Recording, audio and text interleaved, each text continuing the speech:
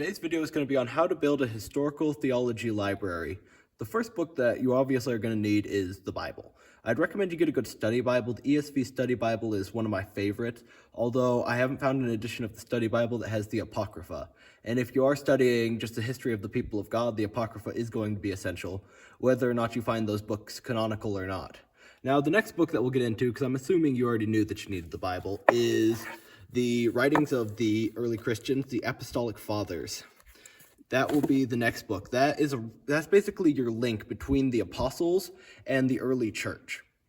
That's really your connecting point from the New Testament, at least, because obviously some of the writers of the New Testament weren't the apostles, but that is really your link between the New Testament and church history outside of the Bible.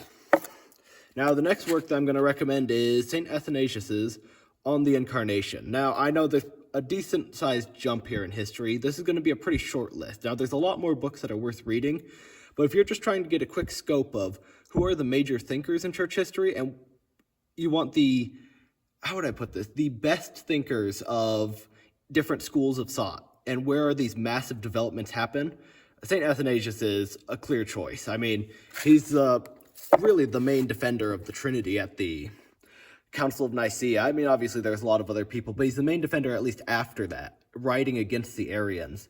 And they called him Athanasius against the world because there were times when he was kicked out of the church multiple times by the Arian heretics, and he had to stand against the world to hold what he believes in. Now, the next writer I'm going to recommend is St. Augustine.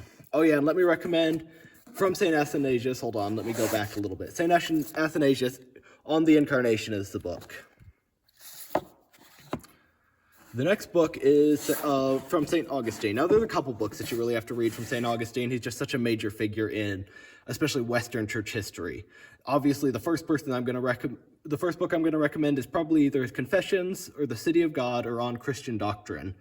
Those are the three books that I think are essential, but also On the Trinity is essential. And he's really the start of the Latin view of the Trinity, how it's been described in the Latin church very heavily ever since. Although you should still read St. Athanasius and read a lot of his works because you should understand both the Latin and the Greek view of the Trinity. The third book I'm going to recommend, big jump again, is St. Anselm's De Curios Homo, or Cur Deos Homo, that's more correct. I've heard the title in a couple ways. I mean, excellent piece of theology. If you're looking for scholastic theology, St. Anselm is probably my favorite. Then Thomas Aquinas' Summa Theologica. Now, I'm not expecting you to read everything in Thomas Aquinas' Summa Theologica, but I'd recommend that you get it. And also another great recommendation, if you want to get St. Augustine and St. Thomas Aquinas' work for cheap, you can buy the Great Books of the Western World set, a used set, for usually pretty affordable. A lot cheaper than at least the Summa Theologica, which often goes for over $100. It's not the complete set, but it's very, very large. 2 volumes, very extensive of his works. And I'm not expecting you to read everything from St. Thomas Aquinas, but do get used to his works and read as much as you can. It'll take a long time, though. I haven't finished my way through Thomas Aquinas yet. Now this is going to get into my Protestant bias, but whether you're Protestant or not, I think you kind of have to have a overview of church history in some sense, or you need to have a view of why the Reformation, what were the perspectives of the Reformers. If you're Catholic, obviously you're going to oppose what they believe, but you should at least know what they believed. And now this is very much Protestant bias, though, because I don't have any good Catholic voices that I'm putting up here. Now, the first book, though, if you are looking at church history, is The Apology of the Church of England by John Jewell. Excellent, excellent book. I mean, is probably my favorite. It's rather short, defense of the Protestant Reformation. If you aren't Protestant, or if you are Protestant and you want to hear a really good defense of the Protestant faith, John Jewell's Apology for the Church of England is my favorite. And then, last of all, John Calvin's The Institutes of the Christian Religion. I mean, this is basically the encyclopedia of Reformed Christianity. It's an excellent work. It's very extensive, very systematic, very large. And if you have questions on almost any subject, you can basically open up and find it.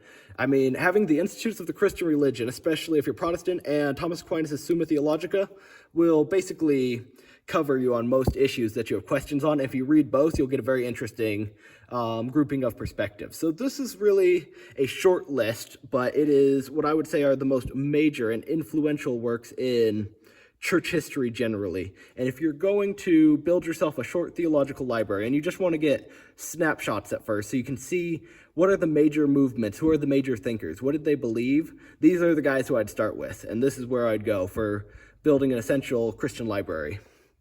So have a good day. Thank you for watching. Bye.